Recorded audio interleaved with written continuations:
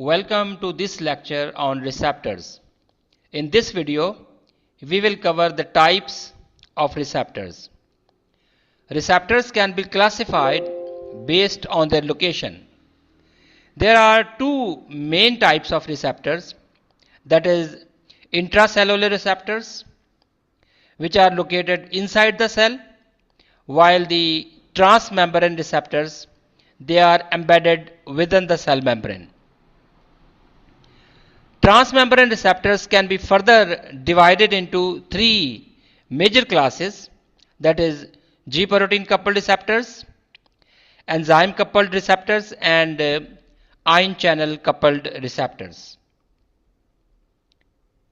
Now we will talk about these three types of transmembrane receptors in more detail. First of all, what is the difference between G protein coupled receptors, ion channel coupled receptors, and enzyme linked receptors?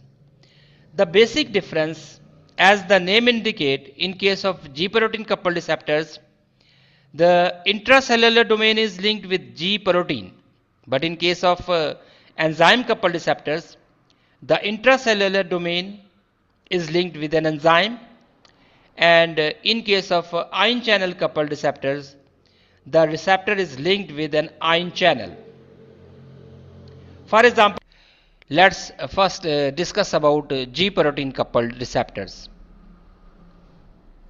G protein coupled receptors are transmembrane receptors. It means they span the cell membrane 7 times. They have an extracellular domain and an intracellular domain. The extracellular domain binds to the drug molecule or ligand, and the intracellular domain interact with G protein. G protein consists of 3 subunits, alpha, beta, and gamma.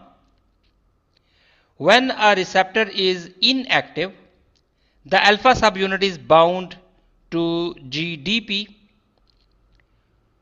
Once a ligand binds to the receptor at extracellular domain, GDP is replaced with GTP, and in this way G protein is activated.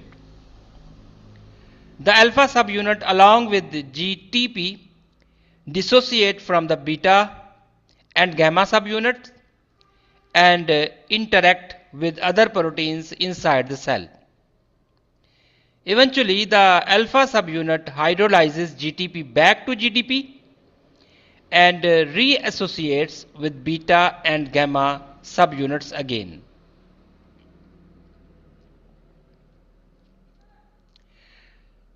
Now let's talk about types of G proteins.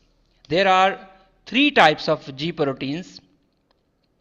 It depends upon the type of G protein, either the enzyme pathway will be stimulated or inhibited. For example, GQ protein and GS protein coupled receptors will stimulate the enzyme pathway, while in case of GI protein coupled receptors, they show the opposite effect to GS protein coupled receptors. It means they will inhibit the enzymatic activity and they will inhibit the enzyme pathway. Let's talk about GQ protein pathways first. GQ protein activates phospholipase C.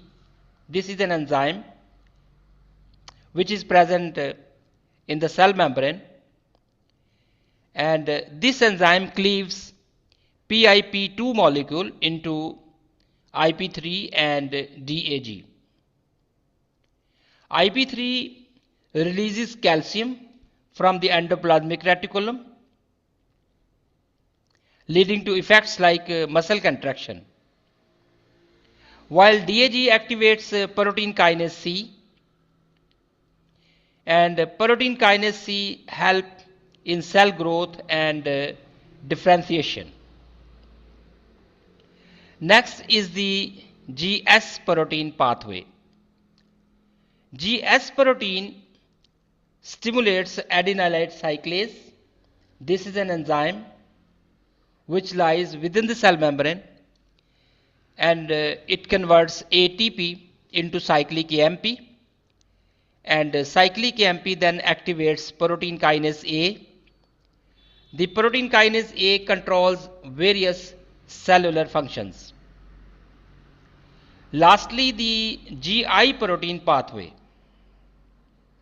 The GI protein inhibits adenylate cyclase, providing negative feedback to the GS protein pathway.